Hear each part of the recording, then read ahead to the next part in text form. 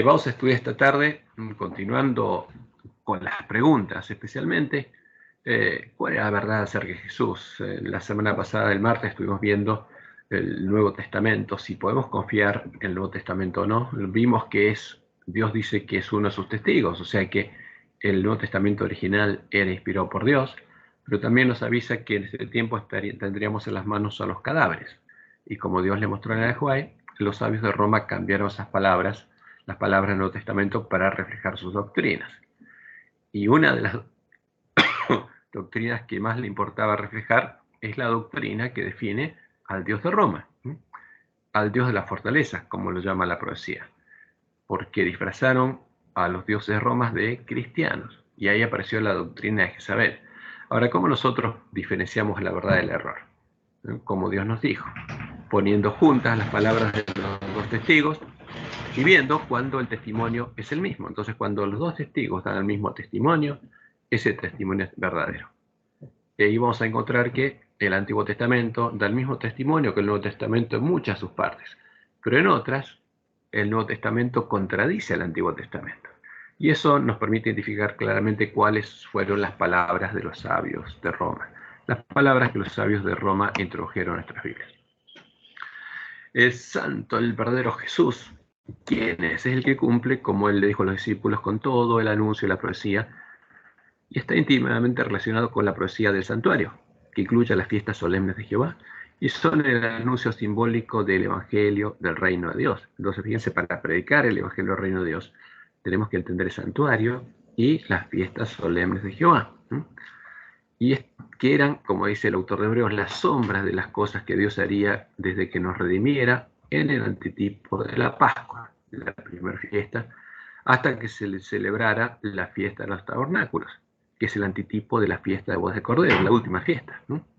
Tanto es así que Dios le mostró a Joai que nosotros deberíamos encontrar a Jesús. Le dijo claramente, ustedes no conocen a Jesús, no lo encontraron, tienen que encontrarlo. Claramente le está diciendo Elena, vos también tenés que encontrarlo, ¿no? Todos los adventistas. Entonces, que deberíamos encontrar a Jesús para comprender el misterio del santuario. Entender. Acá hay algo está mal. Entender la obra que él está realizando ahora y recuperar el conocimiento de la verdad echada por tierra para que los lugares asolados puedan ser reedificados. Entonces, esto está en Periodos Escritos, página 50. Dijo el ángel, ¿ha fallado la palabra de Dios? ¿Ha faltado Dios en cumplir sus promesas? No, ha cumplido cuanto prometió. Jesús se ha levantado a cerrar la puerta. Hay un micrófono abierto, si se fijan, por favor. Jesús se ha levantado a cerrar la puerta del lugar santo del santuario celestial y ha abierto una puerta del lugar santísimo y ha entrado a purificar el santuario. Todos los que esperan pacientemente comprenderán el misterio. Es una promesa de Dios. O sea, la última generación del pueblo de Dios, los adventistas, que arreglan sus lámparas, las vírgenes sensatas, comprenderían justamente el misterio del santuario, lo que era para ellos su misterio. Eso lo comprenderían plenamente.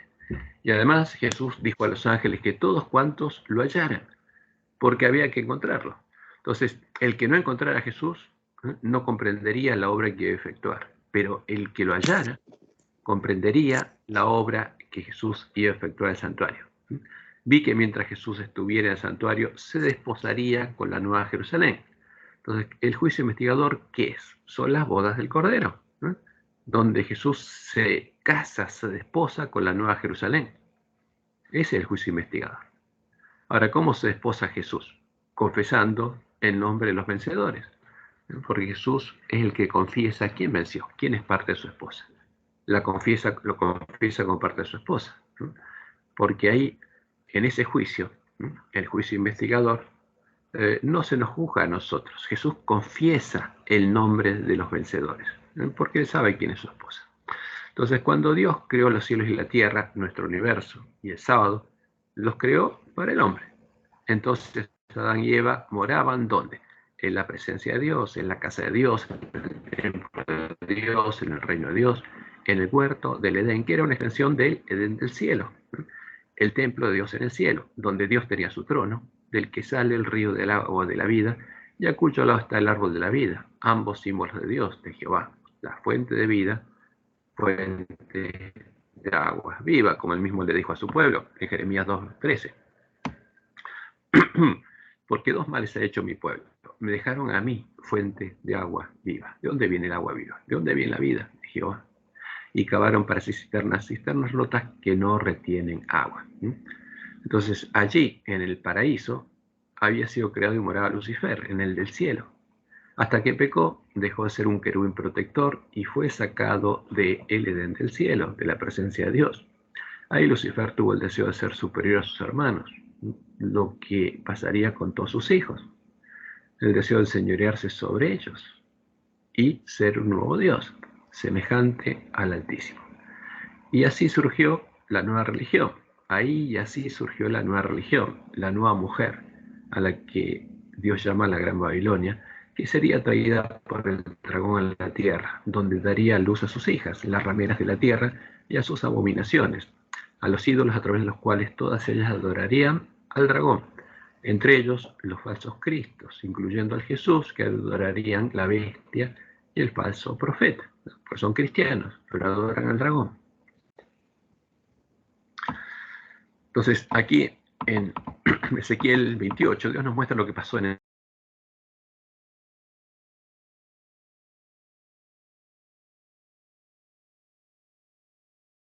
Dice, yo te puse en el santo monte de Dios, allí estuviste, en medio de las piedras de fuego te paseabas, perfecto eras, en todos tus caminos, desde el día en que fuiste creado hasta que se halló en ti maldad. Por eso se le llama el padre de la maldad, porque él la creó, en su mente. Pero era perfecto, y había sido creado de imagen de Dios, como Adán y Eva, teniendo en su mente escrita la ley de Dios. Y este es el misterio de la iniquidad, él creó la maldad. Y a causa de la multitud de tus contrataciones fuiste lleno de iniquidad y pecaste. Cuando su corazón se llenó de maldad, del mal tesoro sacó malas obras y pecó. Y fue echado del monte de Dios. Entonces, porque este es un tipo, y por eso Dios nos muestra esto, porque lo mismo hizo con Adán y Eva. O sea, cuando pecaron no los pudo dejar en su templo, en su casa, en el lugar de su santuario. Y en Isaías 14, del 12 al 15, nos dice cuál fue el pecado. Lucifer dijo en su corazón, subiré al cielo, en lo alto, junto a las estrellas de Dios, a los hijos de Dios, levantaré mi trono, y en el monte del testimonio me sentaré a los lados del norte. Sobre las alturas de las nubes subiré y seré semejante al Altísimo. Seré como Jehová. Mas tú derribado eres hasta el Seol, a los lados del abismo. Entonces, y en Ezequiel 28, a él se lo llama el rey de Tiro, y a su hijo, que es su nombre, que tiene el mismo deseo que él, se lo llama el príncipe de Tiro, porque está hablando del Papa, porque buscó hacer lo mismo. Entonces, ese lugar, el Edén del cielo, donde moraba Lucifer y empezó el gran conflicto, y el Edén de la tierra, donde moraban Adán y Eva en la presencia de Dios, es representado en el santuario del desierto por el lugar santísimo, donde está el arca del pacto, que simboliza el trono de Dios. Todo lo demás, incluyendo las cosas del arca del pacto, son símbolos de las cosas celestiales que encontrarían su antitipo en la tierra. Las cosas celestiales anunciadas en el Evangelio del Reino de Dios, el reino de los cielos, porque en el santuario hay un camino que uniría al hombre nuevamente con Dios. Pero cuando Adán y Eva pecaron, llegaron a conocer la ciencia del bien y el mal, se convirtieron y sometieron a toda la creación de Dios para el hombre a la esclavitud del pecado. Entonces Satanás se convirtió en el príncipe de este mundo. Y Dios tuvo que sacarlos del huerto del Edén, de su reino, del lugar santuario, y dejarlos fuera del Edén, en el ahora reino del príncipe de este mundo, simbolizado por el atrio del santuario. La puerta del Edén estaba cerrada para ellos, como leemos en Génesis 3, 23 al 24. Y lo sacó Jehová del huerto del Edén, para que labrase la tierra de que fue tomado.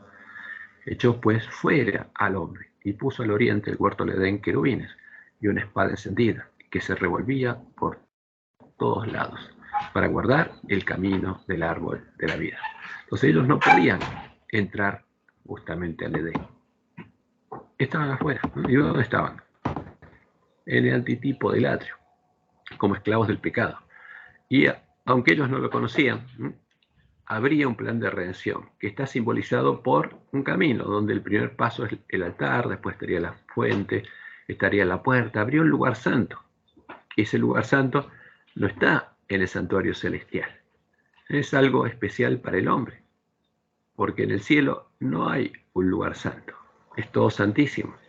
Pero habría un lugar santo que nos representaría el camino que el hombre tendría que recorrer, hasta que la proposición de Dios, como está reflejada en la mesa de los panes, la proposición se cumpliera, hasta que ese hombre estuviera libre de levadura, libre de pecado y ungido con aceite, hasta que fueran panes y levadura como lo fue Jesús. Pero en ese momento fueron sacados de la casa de Dios, fuera del Edén, y hasta que se empezara a cumplir la profecía del santuario y se abriera nuevamente la puerta, los hombres no podrían volver a morar en la casa de Dios, no podrían volver a comer el fruto del árbol de la vida, ni podrían llegar a tener el conocimiento que proviene de Dios, el conocimiento del bien, la ciencia del bien, el conocimiento que es vida eterna. Entonces, ¿qué hizo Jehová entonces? Y esto es importante porque tenemos que entenderlo para conocer a Dios. No dejó solos a sus hijos a las puertas del Edén. Ahí mismo Jehová edificó el primer altar y actuando como padre y sacerdote de familia. El primer sacerdote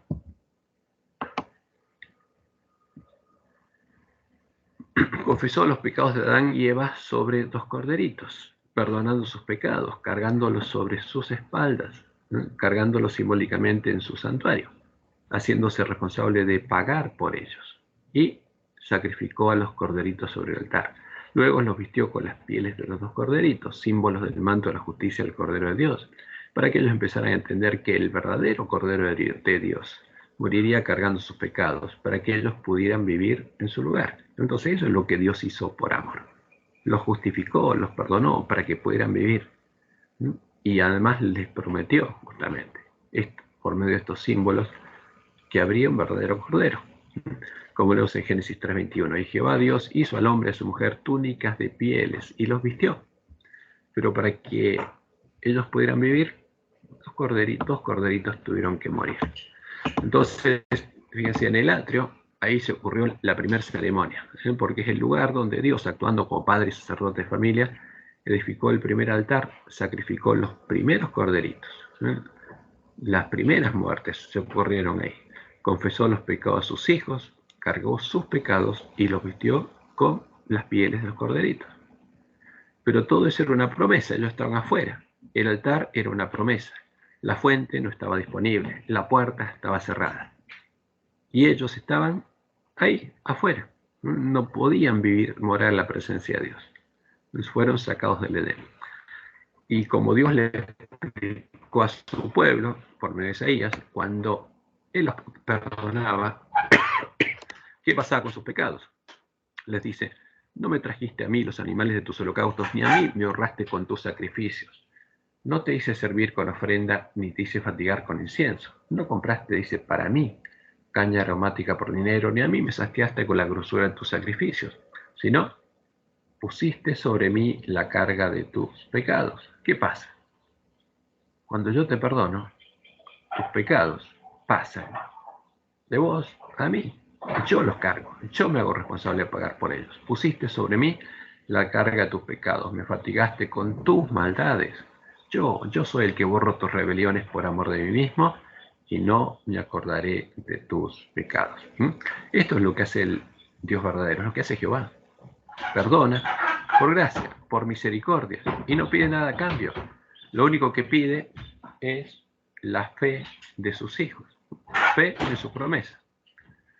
Pero el justo por la fe vivirá. Luego le enseñó a Adán y Eva y a sus hijos a hacer lo mismo, a seguir el camino de la gracia, para ser justificados de sus pecados conscientes y obtener la salvación y la vida eterna, como leemos en Hebreos 11:4. Por la fe Abel ofreció a Dios más excelente sacrificio que Caín, por lo cual alcanzó testimonio de que era justo, dando Dios testimonio de sus ofrendas, y muerto aún habla por ellas.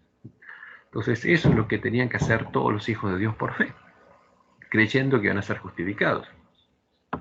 Ahora, ¿cuál era el propósito de Dios? Al justificarlos, los quería rescatar del reino del pecado y la muerte. Justamente quería traer a sus ovejas perdidas de vuelta a su casa, a su reino, pero no podría hacerlo hasta que los redimiera. Primero tenía que pagar el precio de la redención.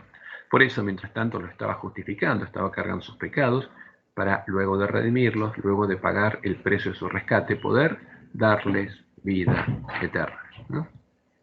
Y por hacer esa obra y cargar los pecados perdonados a sus hijos, en el que conocemos como el juicio investigador, que se llevaría a cabo en el antitipo del día de la expiación, que comienza a la puesta del sol del día 9 del mes 7. Fíjense que las fiestas solemnes, en el mes séptimo, empieza el día 1 con la fiesta de las trompetas, anunciando que se está por acercando el día de la expiación. ¿Para qué? Para que el pueblo de Dios pueda ir a Dios y cuando llegue el día de la expiación estar limpio, para que se prepare. ¿Por qué? Porque a la puesta del sol del día 9 del mes 7 es quitado, finaliza el tiempo en el que pueden ser confesados y justificados por Dios los pecados conscientes, conocido como el continuo. Ahí es quitado el continuo. Se cierra la puerta de la gracia.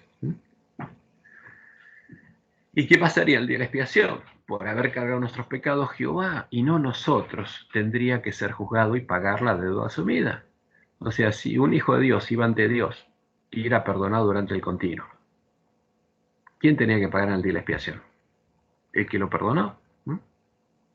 Entonces Jehová, y no nosotros, tendría que ser juzgado y pagar la deuda asumida para que el santuario fuera purificado de todos los pecados perdonados a sus hijos durante el continuo, como dice Isaías 5:16.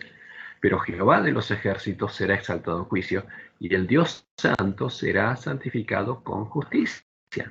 O sea, tendría que haber alguna justicia con la que Dios pudiera pagar.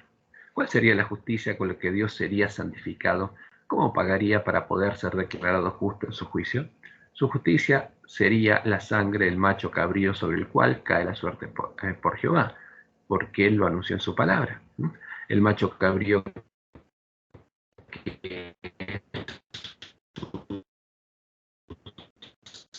símbolo de Jehová, naciendo como un hijo de hombre, como primero el pecado en la carne, llegar a ser un cordero sin mancha, morir en el antitipo del atrio, en el reino del príncipe de este mundo, donde estaban esclavizadas las ovejas, tomando nuestro lugar, y así redimir a los hombres, a las ovejas perdidas, con su sangre, y poder pagar la deuda asumida, como leemos en Levítico 16, del 8 al 9.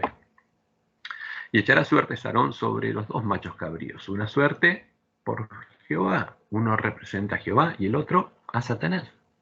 Y hará traer a Aarón el macho cabrío sobre el cual cayere la suerte por Jehová en expiación, porque el que nos redimiría sería Jehová. Y leemos en Romanos 3, 24 al 26. Siendo justificados gratuitamente por su gracia, mediante la redención que es en Cristo Jesús, a quien Dios puso como propiciación, por medio de la fe en su sangre, para manifestar su justicia. Entonces, cuando el Cordero de Dios murió, ahí se manifestó la justicia de Dios, con la cual él podía ser declarado justo, a causa de haber pasado por alto en su paciencia en este tiempo su justicia, a fin de que él sea el justo y el que justifica al que es de la fe de Jesús. Ahora, si Jesús no ofrecía voluntariamente su vida, Dios no podía llegar a ser justo. Estaba cargando los pecados y los cargaría eternamente. Porque la sangre de su cordero es nuestra justicia. Porque Él se había hecho responsable de pagar por los pecados de sus hijos. Y cuando libertó a su pueblo de la esclavitud de Egipto, lo que se convirtió en un tipo, un símbolo de futura liberación de la esclavitud del pecado, Jehová empezó a enseñarle a su pueblo cuál iba a ser el futuro desarrollo del plan de redención, por medio de los símbolos de la ceremonia del santuario y de las fiestas solemnes de Jehová, empezando por la primera Pascua. Pues aquí tenemos de vuelta los símbolos del santuario y como Dios llama al reino del príncipe de este mundo, a Babilonia, Sodoma y Egipto, y exactamente en Egipto fue donde murió el primer cordero de Pascua simbólico. En Egipto fue el lugar donde, antes de ser liberado de la esclavitud, el pueblo de Israel sacrificó el cordero de Pascua, como una profecía. Y ahí estaba el altar sigue siendo una promesa, la fuente no estaba disponible porque no había muerto el verdadero cordero y la puerta estaba cerrada.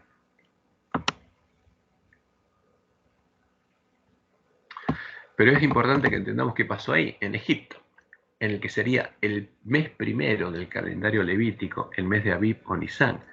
El día 10, los padres de familia tuvieron que seleccionar un cordero adulto y sin mancha.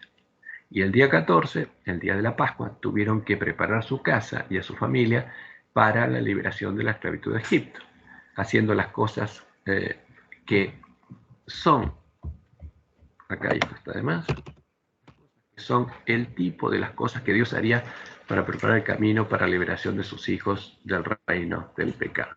Entonces, fíjense, lo primero que tenía que hacer es quitar toda levadura de sus casas. La levadura es símbolo del pecado, para que sus casas quedaran sin levadura y representaran a la casa de Dios. Porque tenían que comer la cena de Pascua en una casa donde no hubiera levadura. Tenían que sacrificar el Cordero de Pascua, símbolo de la muerte del Cordero de Dios. Tenían que pintar con la sangre del Cordero los postes y el dintel de la puerta de sus casas, símbolo de la puerta de la casa de Dios, la casa del padre de familia.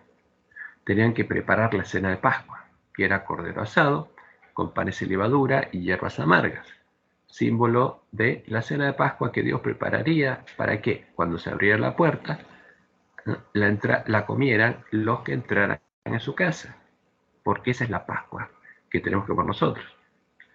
Y los miembros de familia, antes de entrar a casa, tenían que lavarse y vestirse con vestiduras blancas y estar preparados para salir de Egipto, lo que es símbolo de lavarse en el agua de la fuente del santuario y ser vestidos con el manto de la justicia de Cristo, para estar preparados para salir del atrio, salir del reino del pecado y la muerte y entrar ¿dónde? En la casa de Dios.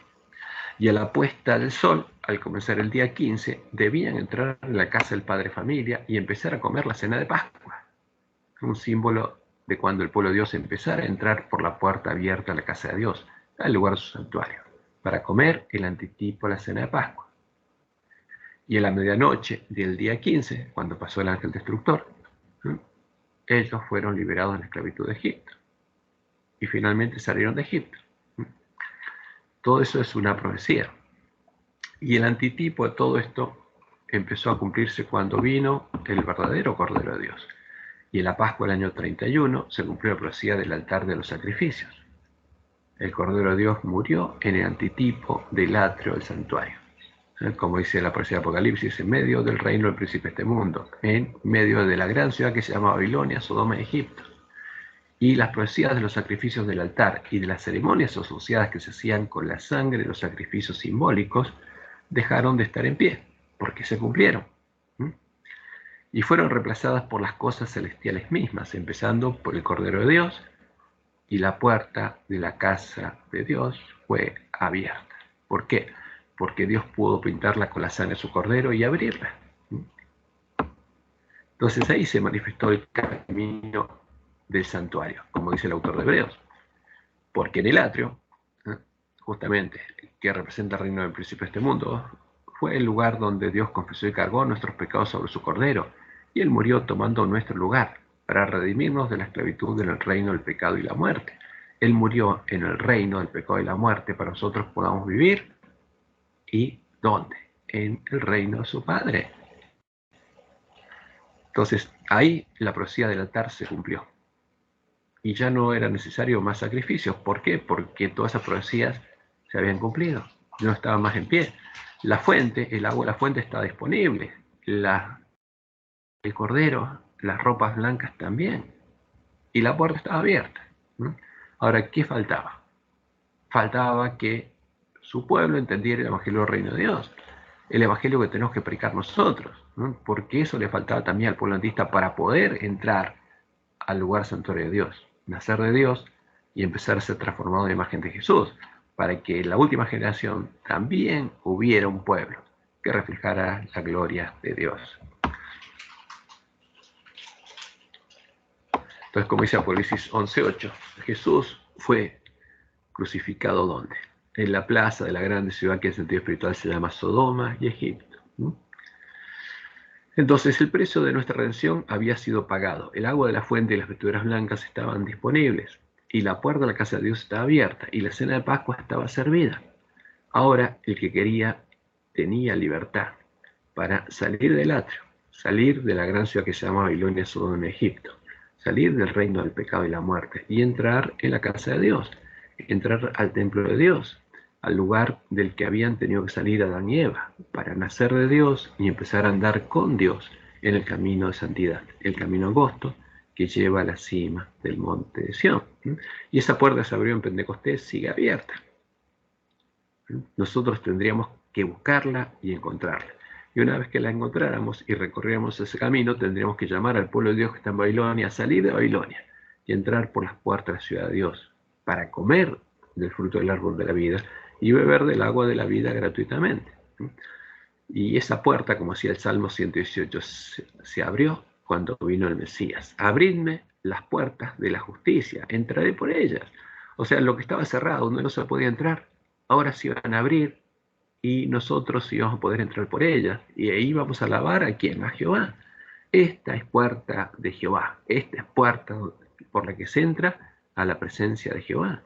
Por ella entrarán los justos, los que laven su ropa al sangre de corderos y sean vestidos con vestiduras blancas. Te alabaré porque me has oído y me fuiste por salvación.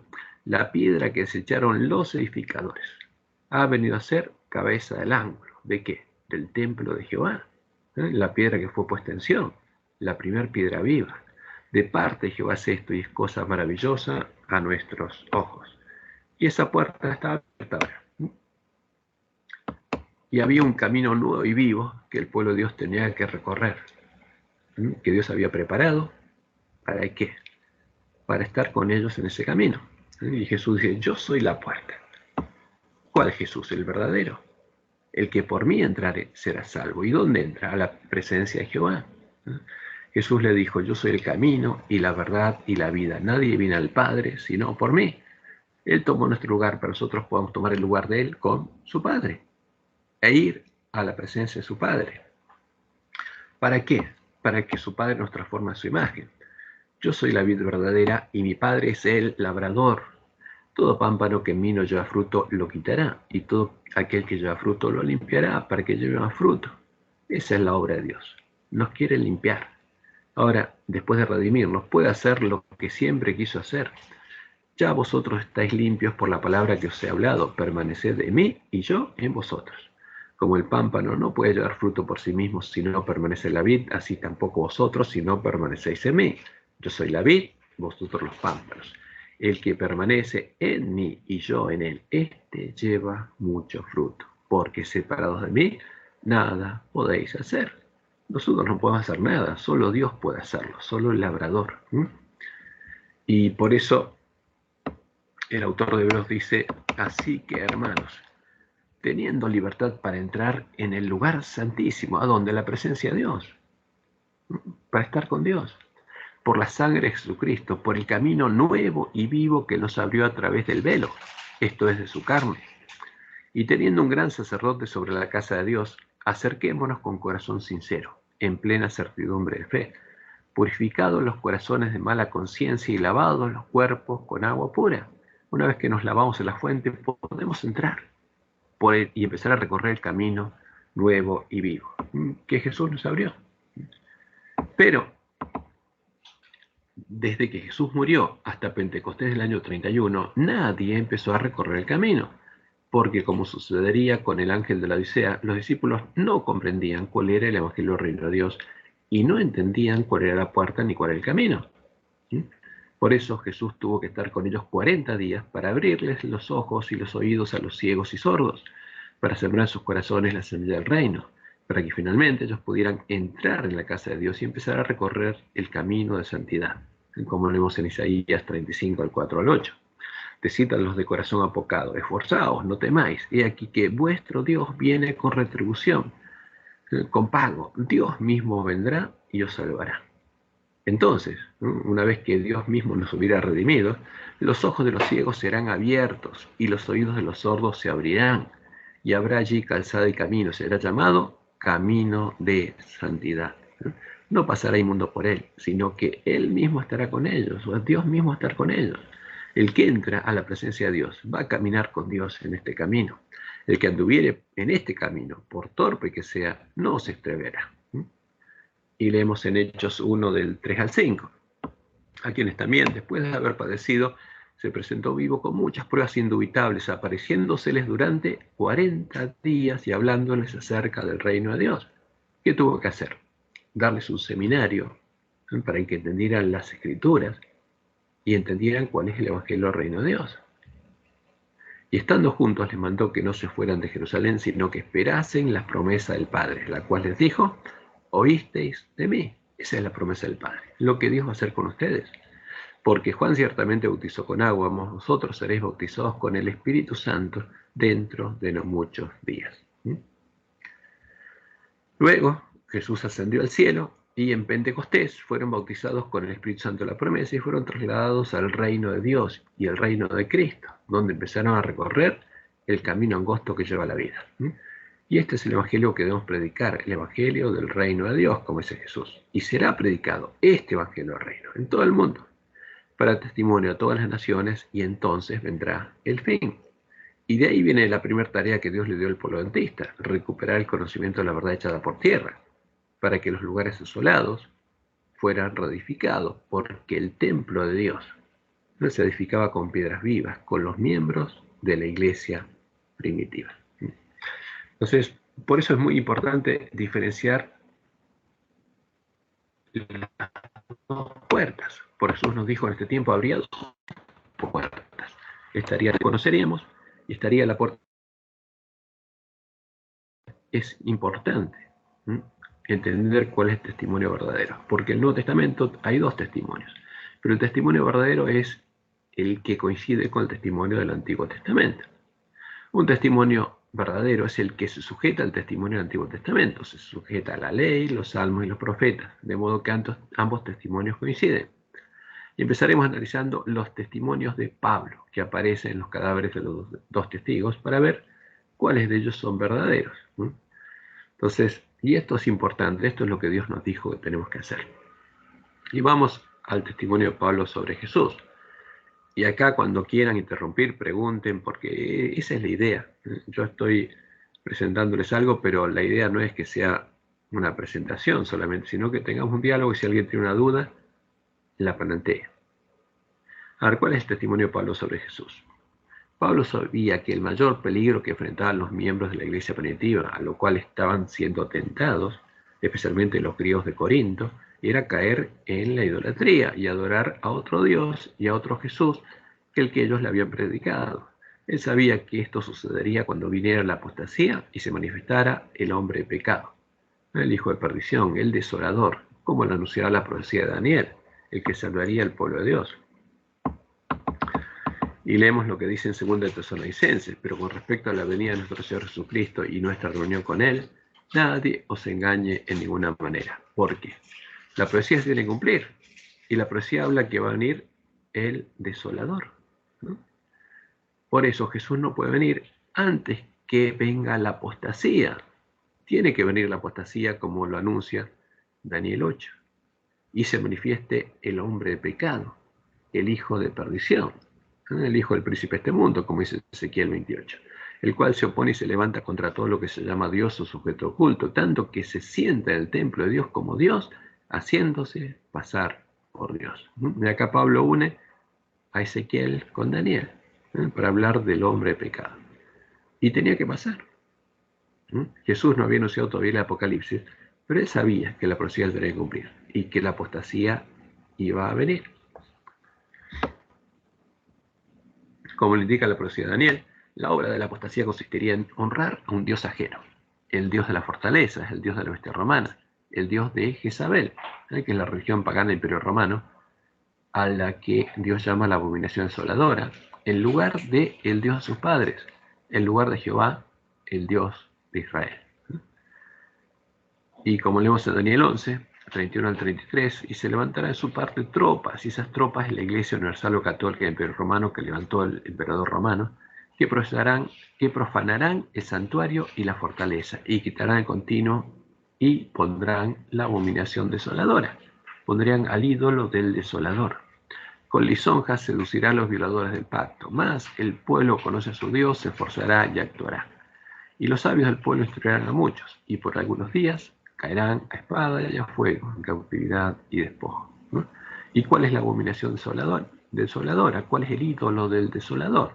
Daniel 11 también lo explica. Del Dios de sus padres, de Jehová, no hará caso. Mas honrará en su lugar, el lugar del Dios de Israel, el lugar del Dios de las primitivas, al Dios de la fortaleza, al Dios de la bestia romana, a un Dios ajeno. A eso adoraría. Entonces pondría un Dios ajeno en lugar del Dios verdadero. Y esa es la obra que le ayudaría a hacer Balaam, como Jesús lo anunció, al rey enemigo. Y pondría justamente a un ídolo, creado con cosas sacrificadas a los ídolos. Por eso Pablo les dice a sus hermanos griegos de la iglesia de Corinto, acostumbrados a comer de las cosas sacrificadas a los ídolos por los filósofos y teólogos paganos, que el verdadero Jesús, el verdadero Cristo, es la roca que guió a Israel de Egipto a Canaán. Es Jehová, el Dios de Israel, el que los sacó de Egipto, el que hizo el pacto con ellos en Sinaí, los guió y los sostuvo por 40 años en el desierto y los introdujo a Canaán. Y les dice que se adoran a otro Jesús, que no es la roca de Israel. Cayeron en la idolatría, como leemos en 1 Corintios 10 del 1 al 14. Porque no quiero, hermanos, que ignoréis que nuestros padres todos estuvieron bajo la nube, y todos comieron el mismo alimento espiritual, y todos bebieron la misma bebida espiritual, porque bebían de la roca espiritual que los seguía, y la roca era Cristo. ¿Quién los guiaba? La roca. Y esa roca era Cristo. ¿Quién es Cristo? El verdadero Jesús es la roca de Israel. Y estas cosas les acontecieron como ejemplo, y están escritas para amonestarnos a nosotros, a quienes han alcanzado los fines de los siglos. Por tanto, amados míos, huid de la idolatría. Ahora, ¿quién es la roca? ¿Qué dice el Antiguo Testamento? Deuteronomio 32, del 3 al 6. Porque el nombre de Jehová proclamaré, engrandeced a nuestro Dios. Él es la roca. O sea, ¿quién es la roca? Es Jehová. ¿Qué está diciendo Pablo? Que Jesucristo es Jehová el Señor. Él es la roca cuya obra es perfecta, porque todos sus caminos son rectitud, Dios de verdad y sin ninguna iniquidad en él. Es justo y recto. La corrupción no es suya, de sus hijos es la mancha, generación torcida y perversa. Así pagáis a Jehová, pueblo loco e ignorante. ¿No él es tu Padre que te creó? Él te hizo y te estableció. Entonces, ¿quién es la roca? Es Jehová, es el Creador. Y por eso Él es nuestro Dios. Y esto es importante. Pablo está diciendo que Jesús,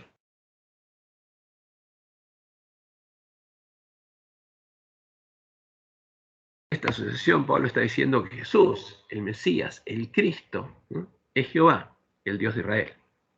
Es la roca que guió a Israel de Egipto a Canaán. Es nuestro Dios y Padre, nuestro Creador, el que nos hizo y nos estableció. Ese es el testimonio del Antiguo Testamento sobre Jehová, como leemos en Génesis 2:7. Entonces Jehová Dios formó al hombre del polvo de la tierra y sopló en su nariz aliento de vida, y fue el hombre un ser viviente. Y en 8 leemos, ahora pues Jehová, tú eres nuestro Padre, nosotros barro y tú el que nos formaste, así que obra de tus manos somos todos nosotros. Anuncia el Antiguo Testamento que el Mesías sería Jehová, como hace Pablo, el Dios fuerte, el Padre eterno. Sí, lo anuncia claramente, por eso el testimonio es verdadero, como leemos en Isaías 43, del 10 al 12. Vosotros sois mis testigos, dice Jehová, y mi siervo que yo escogí, para que me conozcáis y creáis y entendáis que yo mismo soy. Le está hablando a quienes, al que lee estas palabras y la entiende. Antes de mí no fue formado Dios, ni lo será después de mí. Yo Jehová, una persona singular, y fuera de mí no hay quien salve. O sea, ¿quién iba a salvar? Jehová. Y él dice, yo anunciando que los voy a salvar. Y salvé, y les voy a hacer oír. Y no hubo entre vosotros Dios ajeno. Vosotros pues sois mis testigos, dice Jehová, que yo soy Dios. ¿Quién? El que salvó. Eso está diciendo. El que nos redimió, el Mesías verdadero, es Jehová el Señor. Y en Isaías 44, 6 al 8 dice lo siguiente. Así dice Jehová, Rey de Israel, y su Redentor. ¿Quién es el Redentor de Israel? Jehová, el Jehová de los ejércitos. Yo soy el primero, y yo soy el postrero, y fuera de mí no hay Dios. Solo yo puedo salvar. No te lo hice oír desde la antigüedad y te lo dije, luego vosotros sois mis testigos. No hay Dios sino yo. No hay fuerte. No conozco ninguno. Entonces Pablo, al asociar a Jesús con Jehová, está diciendo que Él es el único Dios verdadero. Porque no hay otro Dios aparte de Jehová. Es una sola persona la que es Dios. Y Él dice acá, no hay Dios sino yo. No hay fuerte. No conozco ninguno. Porque no hay otra persona que tenga la naturaleza de Jehová. Él no tiene padre y no tiene hijo. Tiene otro compañero. No conoce a ninguna otra persona que sea como Él.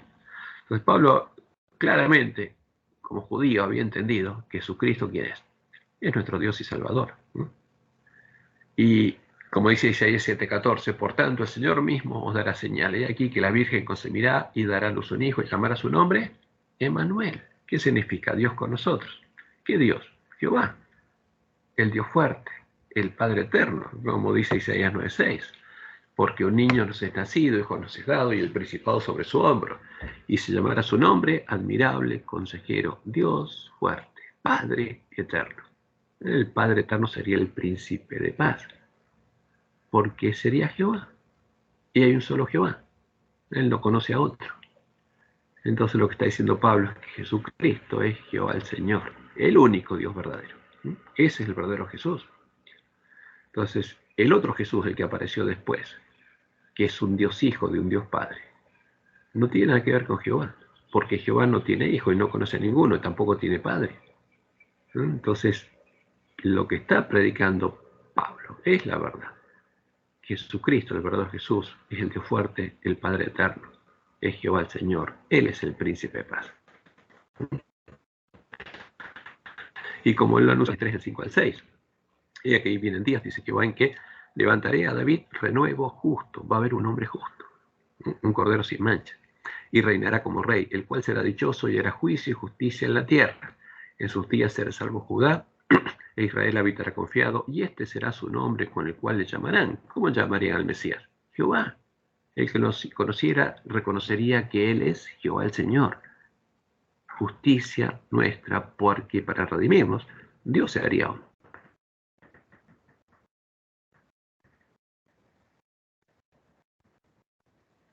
Para hacer nuestra justicia. Y por eso, en Isaías 43, Dios anuncia que Juan le preparará el camino a quién, a Él. Vos que claman en el desierto, preparad camino a Jehová. Enderezad la soledad a nuestro Dios, porque le preparó camino a quién, a Jesús, que era Jehová, nuestro Dios, hecho hombre. Como dice Isaías 47:4. Nuestro Redentor, Jehová de los ejércitos es su nombre, el Santo de Israel. Por eso los demonios sabían quién era y le decían, yo sé quién eres, el Santo de Israel, Jehová el Señor.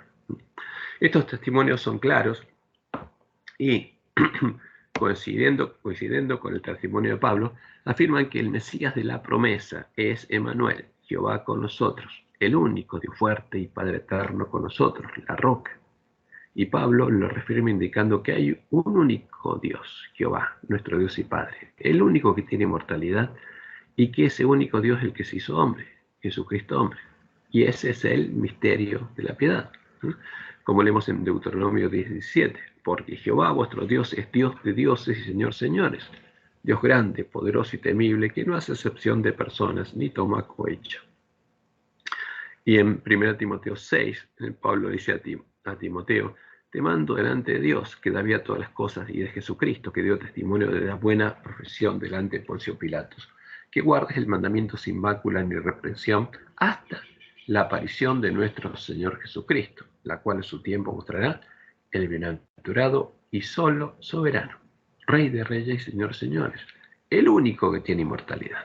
Entonces, ¿cuántas personas hay que tienen inmortalidad?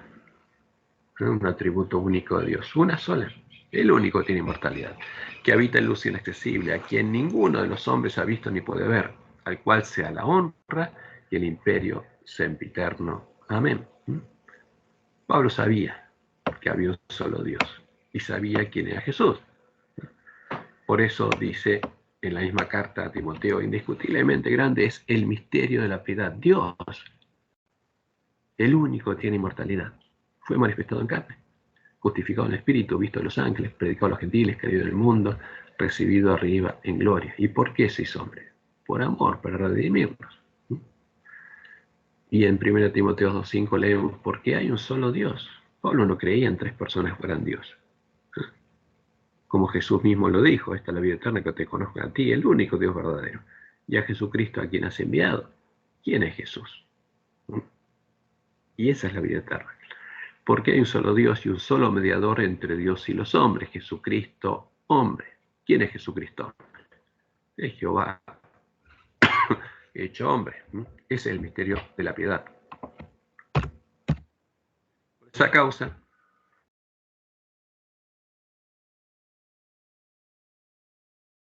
ellos reconocían que Jesucristo es Jehová el Señor, que Jehová es su nombre, para la gloria de Jehová, nuestro Dios y Padre.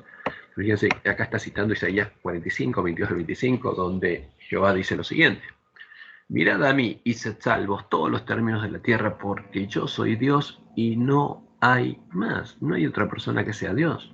Por mí mismo hice juramento, de mi boca salió palabra de justicia y no será revocada, que a mí se doblará toda rodilla y jurará toda lengua, y se dirá de mí: ciertamente en Jehová está la justicia y la fuerza, a él vendrán, y todos los que contra él se enardecen serán avergonzados.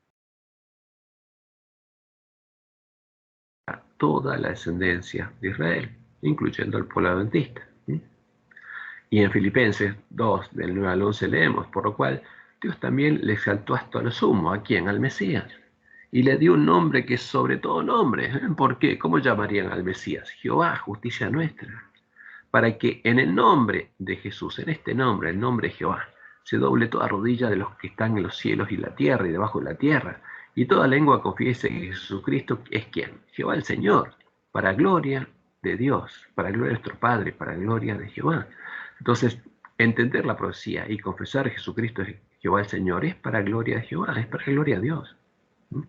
¿Por qué? Porque reconocemos el amor de Dios y reconocemos cuál es la verdad. Y también hay claros testimonios de Pablo sobre cuál era la fe de la iglesia primitiva, que a la luz de la ley, los salmos y los profetas, a los que él cita, también resulta ser muy claros. En Romanos 10, del 8 al 17, tenemos una cita de él en el que habla de los dos pactos, Romanos 10, del 8 al 17, donde empieza citando la ley de Moisés y los dos pactos. Y dice que ahí está la justicia, que es por guardar por fe las ordenanzas de la ley, la justificación que obtenían los pecadores en el santuario, y la justicia que vendría cuando Dios estableciera el nuevo pacto y empezara a circuncidar el corazón de su pueblo, para que realmente lo amara, para que su amor, su ley, no estuviera lejos de ellos, en el cielo o al otro lado del mar, sino estuviera muy cerca de ellos, en su mente y en su corazón. Y cita Deuteronomio 30, Deuteronomio 30. Ahora, ¿qué dice Deuteronomio 30? Acá está la promesa. Sucederá que cuando hubieran venido sobre ti todas estas cosas, la bendición y la maldición que he puesto delante de ti, cuando se cumpla lo que está en el pacto, y cuando hubiera la maldición, hubieras sido desterrado, y te arrepintieres en medio de todas las naciones a donde te hubiera arrojado Jehová tu Dios, y te convirtieres a Jehová tu Dios, y obedecieres a su voz, conforme a todo lo que yo te mando hoy, tú y tus hijos, con todo tu corazón y con toda tu alma, entonces Jehová hará volver a tus cautivos, porque va a llegar el tiempo de la ira, pero yo voy a hacer volver un remanente, está diciendo Jehová, y tendrá misericordia de ti, y volverá a recogerte de entre todos los pueblos a donde te hubiere esparcido Jehová tu Dios. Aun cuando tus desterrados estuvieren en las partes más lejanas que hay debajo del cielo, de allí te recogerá Jehová tu Dios, y de allí te tomará, y te hará volver Jehová tu Dios a la tierra que heredaron tus padres, y será tuya, y te hará bien, y te multiplicará más que a tus padres. Ahí. Y ahí viene la promesa, la promesa del nuevo pacto, incluida en el antiguo pacto. Y circuncidará a Jehová tu Dios tu corazón y el corazón de tu descendencia, para que ames a Jehová tu Dios con todo tu corazón y con toda tu alma, a fin de que vivas, a fin de que tengas vida. porque el que tiene vida es el que tiene el amor de Dios en el corazón. Entonces, esa es la promesa. Y esa es la promesa del nuevo pacto. Que después, estando ellos, justamente, por ser llevados a Babilonia, le prometió por medio de Isaías y después a los que estaban en Babilonia por medio de Ezequiel. Perdón, por medio de Jeremías primero y después por Ezequiel. Jeremías 31, 33 al 34. Pero este es el pacto que haré con la casa de Israel después de aquellos días, dice Jehová. ¿Qué voy a hacer? Daré mi ley en su mente. ¿Para qué? Para que me amen. Y la escribiré en su corazón. Y yo seré ellos por Dios y ellos me serán por pueblo. Y no enseñará más ninguno a su prójimo ni ninguno a su hermano diciendo, conoce a Jehová, porque todos me conocerán. Ese pueblo va a conocer a su Dios. Y va a conocer lo que él siente, porque va a tener la ley de Dios escrita en la mente y el corazón. Desde el más pequeño de ellos hasta el más grande, dice Jehová, porque perdonaré la maldad de ellos y no me acordaré más de su pecado. Y en Ezequiel 36 dice, esparciré sobre vosotros agua limpia y seréis limpiados. De todas vuestras inmundicias y de todos vuestros ídolos os limpiaré. Os daré un corazón nuevo, y este es el nuevo nacimiento. Y pondré espíritu nuevo entre vosotros, ese es el hombre nuevo, un corazón nuevo y una mente nueva. Y quitaré de vuestra carne el corazón de piedra, y os daré un corazón de carne. Y pondré entre vosotros mi espíritu. Voy a morar en ustedes, piedras vivas. Y haré que andéis en mis estatutos y guardéis mis preceptos y los pongáis por obra. Yo los voy a hacer andar por mis caminos. Y en Deuteronomio 30, del 1 al 14, en la última parte, está la promesa, los últimos versículos. Porque este mandamiento que yo te ordeno hoy no será demasiado difícil para ti. Dios le está diciendo, cuando circuncide tu corazón, porque esta es la parte final de la promesa. Este mandamiento que yo te ordeno hoy no será demasiado difícil para ti, ni estará lejos, no estará en el cielo, para que digas, ¿quién subirá por nosotros al cielo y nos lo traerá y nos lo hará oír para que lo cumplamos? O sea, ¿quién puede tener el amor de Dios? Ni estará al otro lado del mar, para que digas, ¿quién pasará por nosotros en el mar para que nos lo traiga y nos lo haga oír a fin de que lo cumplamos? Porque el pueblo de Dios no podía guardar la ley de Dios porque no tenía el amor de Dios en el corazón. Y esta es la promesa, porque muy cerca de ti estará la palabra, en tu boca y en tu corazón, para que la cumplas. O sea, lo que estaba fuera de ellos, ahora iba a estar dentro de ellos. Esa es la promesa de Dios, esa es la promesa del nuevo pacto. Y Dios le anunció lo que haría por medio de sus profetas a su pueblo. Ese es parte del Evangelio del Reino de Dios. Y entonces Pablo toma esto, que por supuesto fue cambiado por Jerónimo Estilidón, pero cuando uno lee las palabras que quedan, uno se da cuenta que está leyendo Deuteronomio 30, y que dice ahí, justamente en Romanos 10. Porque de la justicia que es por la ley, le falta una coma, Moisés escribe así. Entonces está hablando lo que escribe Moisés, está literalmente repitiendo lo que dice Moisés. ¿Dónde? En Deuteronomio 30. El hombre que haga estas cosas vivirá por ellas, pero de la justicia que es por la fe, Moisés dice así, que así tendría que haber quedado escrito, porque está hablando de lo que Moisés dice en Deuteronomio 30. ¿Qué dice? No digas en tu corazón, ¿quién subirá al cielo?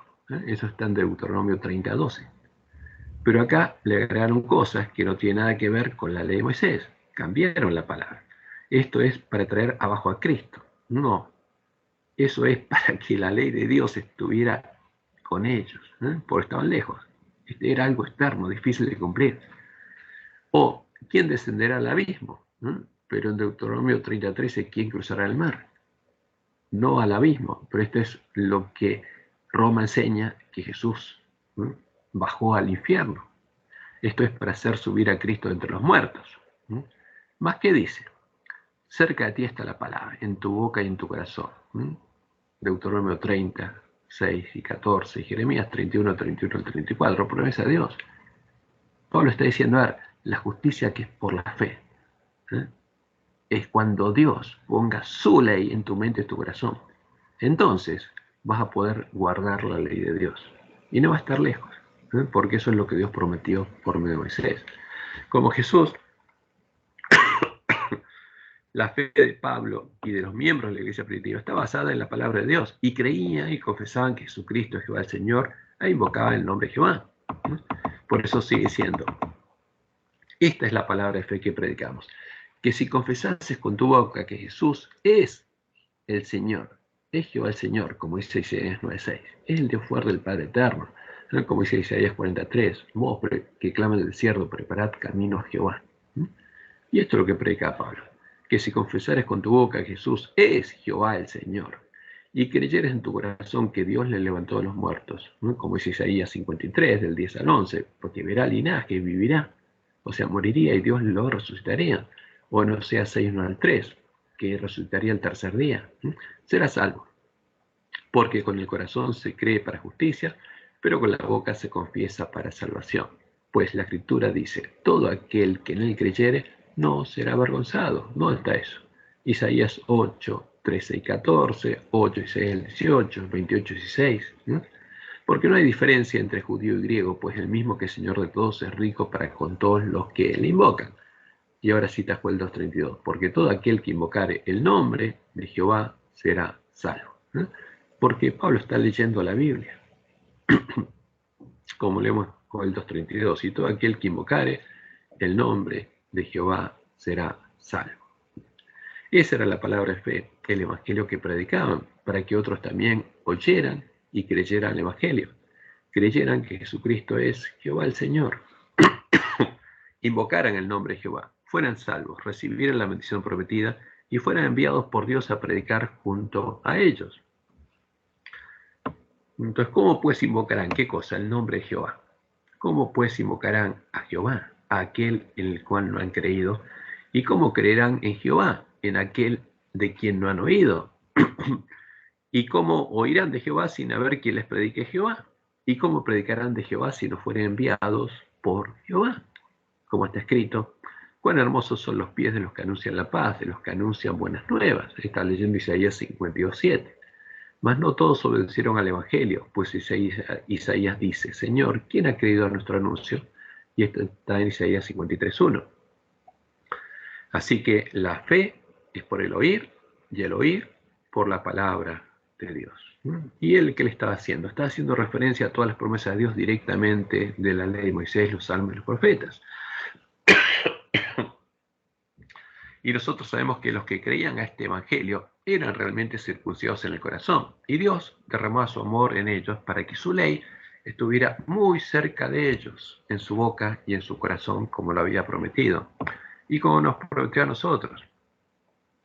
Como dice Pablo en Romanos 2, 28 al 29, pues no es judío el que lo es exteriormente, ni es la circuncisión la que se hace exteriormente en la carne, sino que es judío, verdaderamente judío, el que lo es en el interior. Y la circuncisión es la del corazón, en espíritu, no en letra, la alabanza del cual no viene de los hombres, sino de Dios. Y este es el evangelio que predicaba Pablo, y es el que tenemos que vivir y predicar nosotros.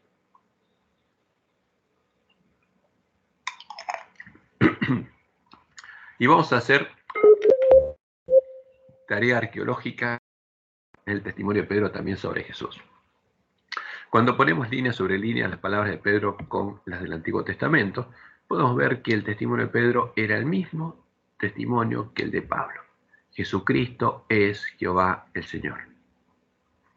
En Pentecostés, Pedro empezó su primer sermón citando literalmente las palabras de Joel 2, 16 al 21, donde se indica que para ser salvos debemos invocar el nombre de Jehová. Hechos 2, 16 al 21. Mas esto es lo dicho por el profeta Joel. Y en los postreros días, dice Dios, derramaré mi espíritu sobre toda carne, y vuestros hijos y vuestras hijas profetizarán. Vuestros jóvenes verán visiones, y vuestros ancianos soñarán sueños. Y de cierto sobre mis siervos y sobre mis siervas en aquellos días derramaré de mi espíritu y profetizarán. Y daré prodigios arriba en el cielo, y señales abajo en la tierra, sangre y fuego y vapor de humo. El sol se convertirá en tinieblas y la luna en sangre antes que venga el día del Señor grande y manifiesto. Y todo aquel que invocare el nombre del Señor, dice nuestras Biblias, será salvo. Pero Pedro le estaba leyendo la Biblia hebrea que dice, y todo aquel que invocar el nombre de Jehová será salvo. ¿Mm? Y continuando con su testimonio, después de indicarles que Jesucristo es Jehová el Señor y recordarles que el mismo David llamaba Jehová y Señor al Mesías, Pedro les indica a los sacerdotes del templo que Jesús es la piedra desechada por los edificadores y que aparte del nombre de Jehová, no hay otro nombre debajo del cielo dado a los hombres en el que podamos ser salvos. Les indica que ellos no invocaban a otro que el nombre de Jehová, porque Jesucristo era Jehová el Señor. Entonces, en Salmos, como ya lo leímos, 118, 19, 23, está la promesa: abridme las puertas de justicia, entraré por ellas, alabaré a Jehová. Esta es puerta de Jehová, por ella entrarán los justos. Y además esa puerta sería la piedra que habrían desechado los edificadores, que habría venido a ser la cabeza del ángulo del templo de Jehová. Y eso lo dice Pedro. Y además, Isaías 28, 16, de la promesa de que él sería la piedra del ángulo. He aquí yo he puesto en Sión por fundamento una piedra, piedra probada, angular, preciosa, de cimiento estable. 4, 11 y 12 vemos lo que le dice Pedro a los sacerdotes. Este Jesús es la piedra reprobada por vosotros los edificadores.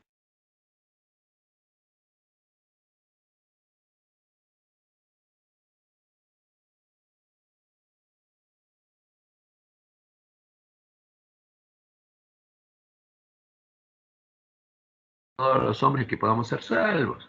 ¿Por qué? Me estás leyendo Joel 2:32, y todo aquel que invocar el nombre de Jehová será salvo. Porque ellos cumpliendo la profecía, al Mesías lo llamaban Jehová, justicia nuestra. Y este testimonio está reflejado claramente en la primera epístola de Pedro, en la que Pedro indica que Jesucristo es Jehová el Señor y que su Espíritu es el que inspiró a los profetas. ¿Quién inspiró a los profetas de Jehová? Jehová el Señor. Los profetas que profetizaron de la gracia destinada a vosotros inquirieron y diligentemente indagaron acerca de esta salvación, escudriñando qué persona y qué tiempo indicaba el Espíritu de Cristo que estaba en ellos. ¿Qué Espíritu estaba en ellos? El de Jehová el Señor. ¿Y quién es Cristo? Jehová el Señor está diciendo. El cual anunciaba de antemano los sufrimientos de Cristo y las glorias que vendrían tras ellos. A estos se les reveló que no para sí mismos, sino para nosotros, administraban las cosas que os son anunciadas por los que han predicado el Evangelio por el Espíritu Santo enviado del cielo, cosas en las cuales anhelan mirar los ángeles. Y prosigue haciendo referencia directa a los pasajes en los que los profetas anunciaron el Evangelio del reino de Dios. En 2 Pedro 1, capítulo 2, del 1 adelante. Desechando pues toda malicia, engaño, todo engaño, hipocresía, envidias y todas las detracciones, desead como niños recién nacidos la leche espiritual no adulterada. Está hablando a los recién nacidos de Dios, a los hijos de Dios, para que por ella crezcáis para salvación, si es que habéis gustado la benignidad del Señor, acercándoos a Él, piedra viva. ¿Quién era Jesús? Piedra viva, la primera piedra viva, la piedra del ángulo del templo de Jehová, desechada ciertamente por los hombres, mas para Dios escogida y preciosa. Vosotros también, como piedras vivas, porque el que nace y es linaje del Mesías, es una piedra viva con el Mesías, o es un hijo de Dios.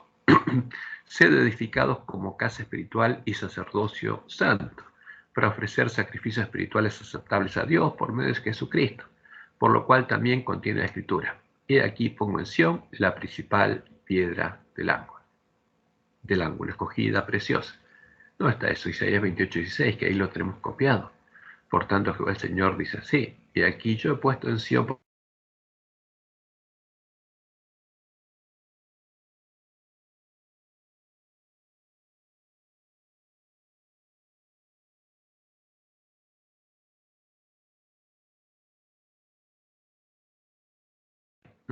la piedra que los edificadores desecharon ha venido a ser cabeza del ángulo, porque los echarían al Mesías.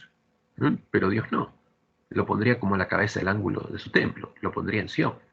Como de vuelta el Salmo 118, 23.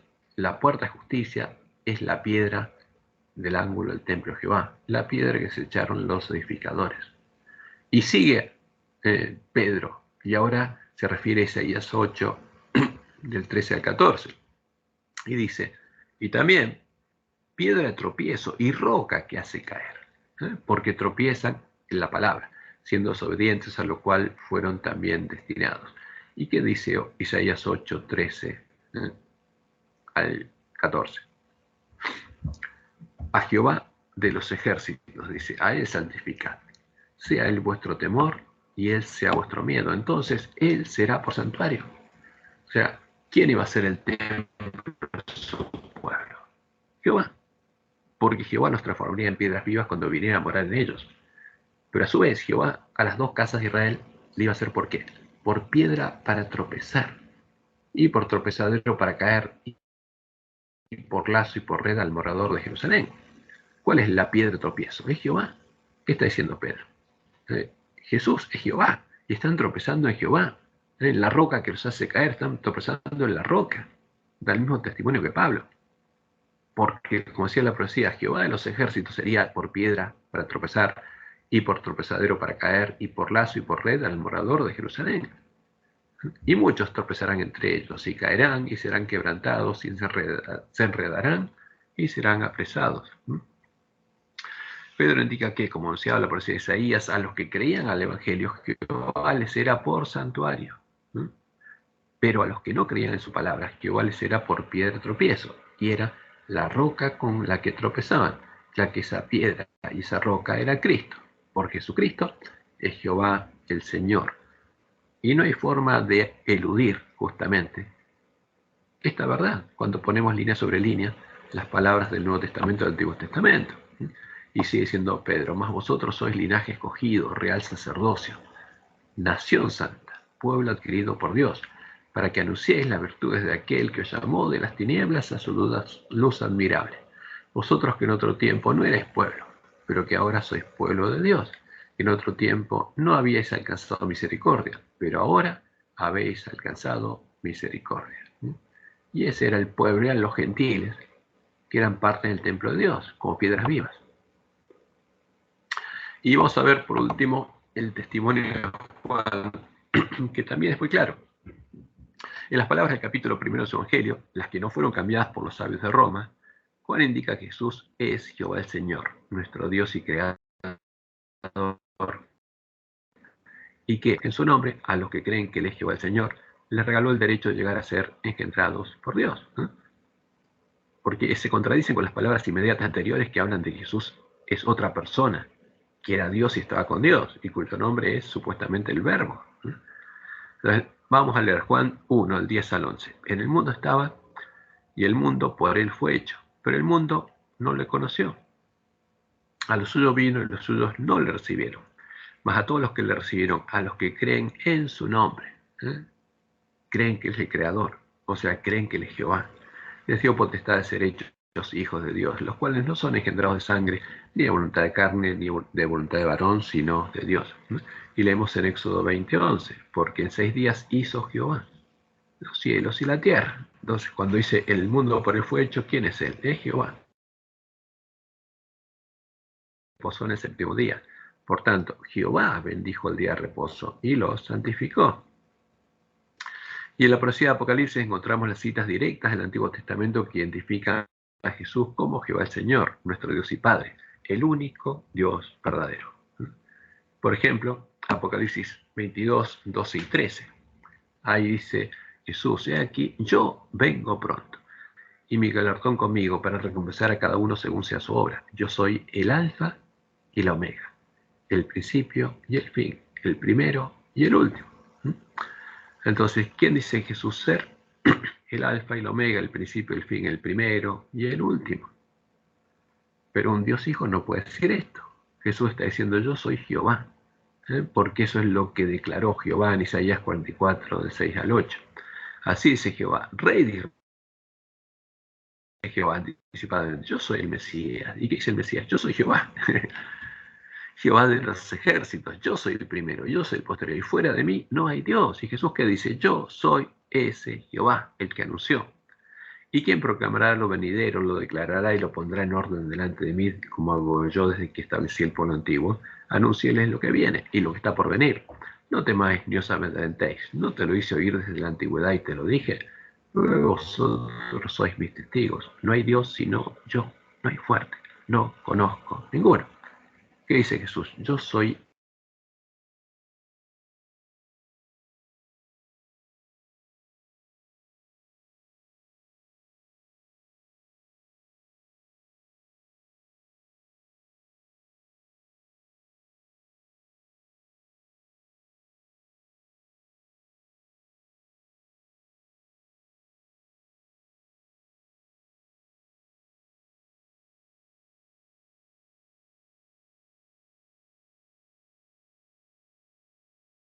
creador, la raíz de David, y al mismo tiempo ser el hijo del linaje de David.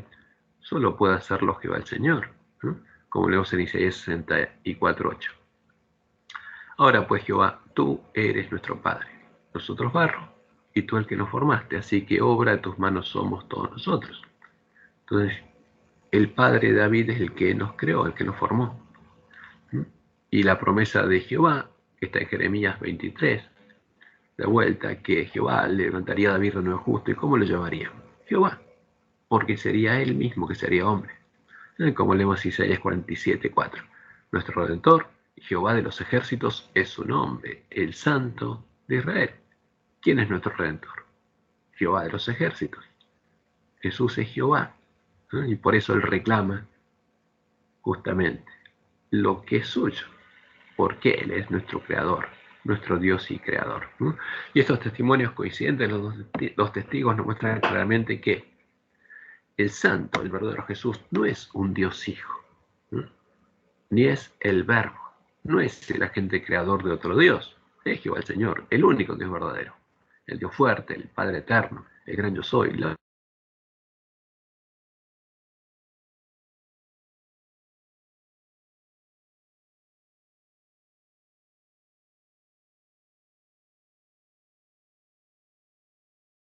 en la presencia de Jehová, recorrer el camino angosto, recibir el Señor Dios y poder terminar de prepararle el camino a su segunda venida. Y en Deuteronomio 32:39 leemos, ved ahora que yo soy, y no hay dioses conmigo. ¿Hay dioses con Jehová? No. ¿Y a quién redimiría Jehová? Redimiría a su esposa, porque se desposaría con Jerusalén, símbolo de los redimidos de Jehová, que él volvería a llevar a Sión, símbolo de su reino, el lugar de su santuario. Y leemos en Apocalipsis 3:12, al que venciere, yo lo haré columna en el templo de mi Dios. Va a ser una piedra viva que va a estar como columna en el templo de mi Dios, y nunca más saldrá de allí. Y escribiré sobre él el nombre de mi Dios, y el nombre de la ciudad de mi Dios, la nueva Jerusalén, la cual desciende del cielo de mi Dios, y mi nombre nuevo. Y en Isaías 52:6-9 leemos, por tanto mi pueblo sabrá mi nombre por esta causa en aquel día, porque yo mismo que hablo, y aquí estaré presente. ¿Quién dice esto? Jehová. Cuán hermosos son sobre los montes los pies del que trae alegres nuevas. Este es el verdadero evangelio, del que anuncia la paz, del que trae nuevas del bien, del que publica salvación, del que dice a Sión, tu Dios reina, porque Dios estaría reinando.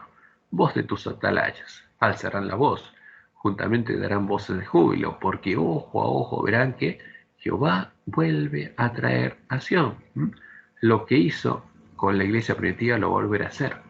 Cantad alabanzas, alegraos juntamente, soledades de Jerusalén, porque Jehová ha consolado a su pueblo, a Jerusalén ha redimido, porque Jerusalén es un símbolo de los redimidos. Y como leemos en Apocalipsis 14:1, después miré, y aquí el Cordero estaba en pie sobre el monte de Sión, y con él 144,000 que tenían el nombre de él y de su Padre escrito en la frente. La promesa se va a cumplir. Jehová va a volver a llevar a su pueblo a Sión. ¿A quiénes? Primero al remanente del pueblo adventista.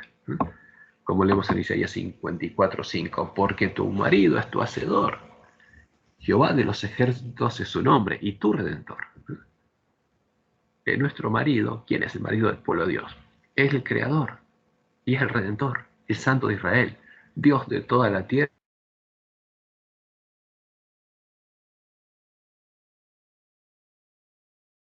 porque para Jesús no había otra persona que fuera Dios, aparte de su Padre, y a Jesucristo a quien has enviado. Y dice finalmente, vengo pronto, aquí yo vengo pronto, y mi galardón conmigo para recompensar a cada uno según sea su obra. Yo soy el Alfa y la Omega, el principio y el fin, el primero y el último. Yo soy Jehová. Y en Mateo 24, 29 al 31 leemos, e inmediatamente después de la tribulación de aquellos días, cuando pase el tiempo de angustia de Jacob, el sol se oscurecerá y la luna no dará su resplandor y las estrellas caerán del cielo y las potencias de los cielos serán conmovidas. Entonces aparecerá la señal del Hijo del Hombre en el cielo, y entonces lamentarán todas las tribus de la tierra y verán al Hijo del Hombre viniendo sobre las nubes del cielo con poder y gran gloria. Y enviará a sus ángeles con gran voz de trompeta y juntará a sus escogidos de los cuatro vientos, desde un extremo del cielo hasta el otro. ¿Y qué se va a decir ahí? Como dice Isaías 25:9. Y se dirá en aquel día, aquí, este es nuestro Dios. Cuando veamos a Jesús viniendo a las nubes de los cielos, ¿qué tenemos que decir? Este es nuestro Dios. Le hemos esperado y nos salvará. Este es Jehová, a quien hemos esperado. Este es el Alfa y el Omega, el principio y el fin, el primero y el último, el único Dios verdadero. Nos gozaremos y nos alegraremos en su salvación. Y esa es la promesa de Dios. Y esta es la más hermosa historia de amor jamás contada, de lo que un marido amante, como dice Pablo, hizo para redimir a su esposa amada. Dios se hizo hombre y se entregó a sí mismo por nosotros, como leemos en Efesios 5, 25 al 27. Maridos, amad a vuestras mujeres así como Cristo amó a la iglesia y se entregó a sí mismo por ella, para santificarla, habiéndola purificado en el lavamiento del agua por la palabra, a fin de presentársela a sí mismo, una iglesia gloriosa, que no tuviese mancha ni arruga ni cosa semejante, sino que fuese santa y sin mancha, como los panes de la proposición de Dios, porque ese es el objetivo. Y en Isaías 62, de 1 al 5, Jehová dice lo siguiente: por amor de Sión no callaré, por amor a Jerusalén, por amor a mis redimidos, no descansaré, hasta que salga como resplandor su justicia y su salvación se encienda como una antorcha, hasta que sean luces en la tierra. Entonces verán las gentes tu justicia y todos los reyes tu gloria, y te será puesto un nombre nuevo que la boca de Jehová nombrará, y serás corona de gloria en la mano de Jehová, y diadema de reino en la mano del Dios tuyo. Nunca más te llamarán desamparada, ni tu tierra se dirá más desolada, sino que será llamada Efsibá, mi deleite, y tu tierra Beula, desposada, porque el amor de Jehová estará en ti. Esa es la promesa de Dios, cuando circuncidaría nuestros corazones. Su amor estaría en nosotros, nosotros tendríamos su amor, habríamos sido transformados nuevamente a su imagen. El amor de Jehová estará en ti, y tu tierra será desposada. Pues como el joven se desposa con la virgen, se desposarán contigo tus hijos, y como el gozo del esposo con la esposa, así se gozará contigo el Dios tuyo. Y se va a gozar con nosotros a partir de la fiesta de bodas del Cordero. Y cuando comprendemos la verdad, ¿podemos dejar de amar a Jehová, al santo, al verdadero Jesús, al que nos amó tanto y nos redimió? No.